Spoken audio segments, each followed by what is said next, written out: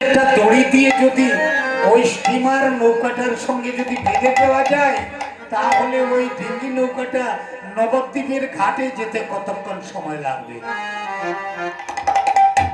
আমি কথাটা সংক্ষেপ করছি, কিছুটা অনেক লম্বা আছে।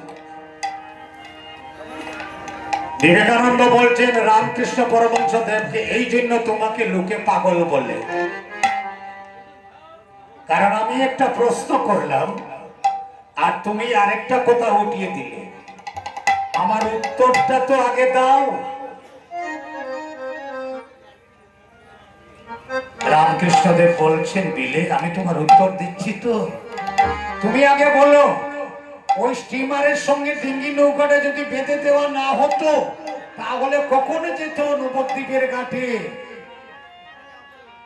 বিবেকানন্দ বলছেন একদিন লেগে যেত। আর স্টিমারটা কতক্ষণে যেত? না, স্টিমারটা যেতে হলে হয়তো 2 ঘন্টা লাগবে। আর বেঁধে দিলে কি হবে না, 2 ঘন্টায় চলে যাবে ডিঙ্গি নৌকাটা। 2 ঘন্টায় চলে যাবে। যখন স্টিমারটা চলে যাবে ওই ডিঙ্গি নৌকাটা, ছোট নৌকাটা তখনই চলে যাবে। তাই বলেছে দেখুন, যারা গুরুর চরণাশ্রয় করেছে, যারা সদ্গুরুর চরণাশ্রয় করেছে তারা যেতে বেশি সময় লাগবে না।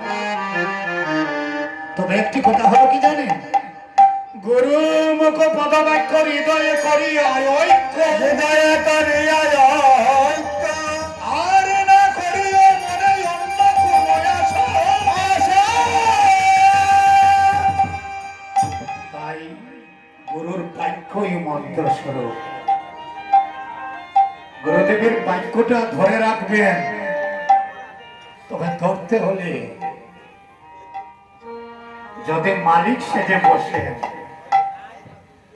ধরতে হলে যদি মালিক সেজে বসেন তাহলে ধরতে পারবেন না, মালিক থাকবেন। তবে কোন মালিক থাকবেন ওই একজন মালিক জানে। মালিক যে আমার উপরে আরেকজন আছে সেটা যদি জানা থাকে তাহলে নিজে দাস হয়ে যাও।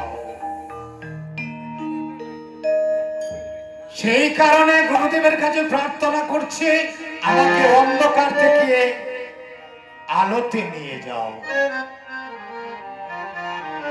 গুরুদেব কৃপা করে কি করেছেন, অগয় যাচিত মুহে নপতিত হেরি জপহু, অযাচিত মুহে নপতিত হেরি জপহু, অগয় যাচিত মুহে নপতিত হেরি জপহু, অযাচিত মুহে নপতিত হেরি জপহু, অযাচিয়া দেবল হরি নাম, অযাচিয়া দেবল হরি নাম, অযাচিয়া দেবল হরি নাম, অযাচিয়া দেবল হরি নাম। গুরুদেব কৃপা করেছেন শিষ্যকে, ভক্তদেরকে। কিভাবে দেখুন, বলেছে আমাকে অজ্ঞান অন্ধকার থেকে আমাকে নিয়ে যাও। তবে যেতে হলে বাবা তো একটি কাজ করতে হবে। বাবা জীবের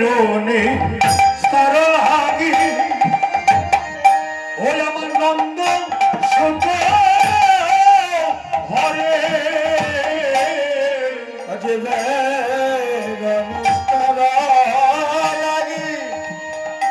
আমার নন্দ সুত হরে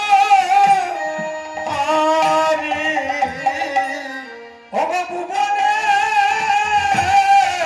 প্রকাশ হলে গুরুরূপ ধরে।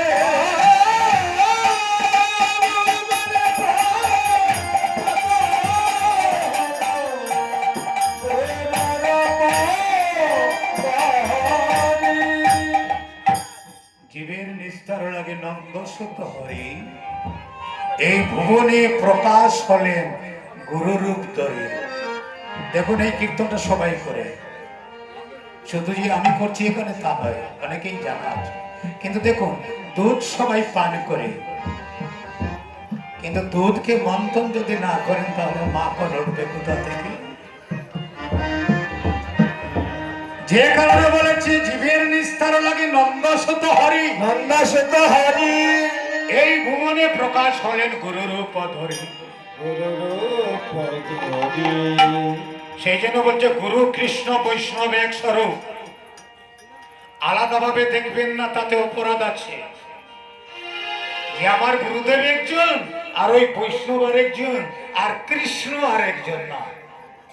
শাস্ত্রে বলছি গুরু কৃষ্ণ বৈষ্ণব একই স্বরূপ, তুমি তোমার দৃষ্টি সেইভাবে রাখবে। তাই জীবের দ্বারে দ্বারে গিয়ে হরিনাম বিতরণ করে দিলেন, জীবের দ্বারে দ্বারে হরিনাম দিলেন, প্রভু নিত্যানন্দ দিলেন, হরিদাসও দিলেন, আবার গৌর হরিও দিলেন। কিন্তু দেওয়া সত্যি কি হলো জানেন? আমাদের অবস্থা কেমন হচ্ছে দেখুন তো। আমার থেকেও বয়স্ক যারা এখানে আছেন আমার থেকে বেশি বলতে পারবেন।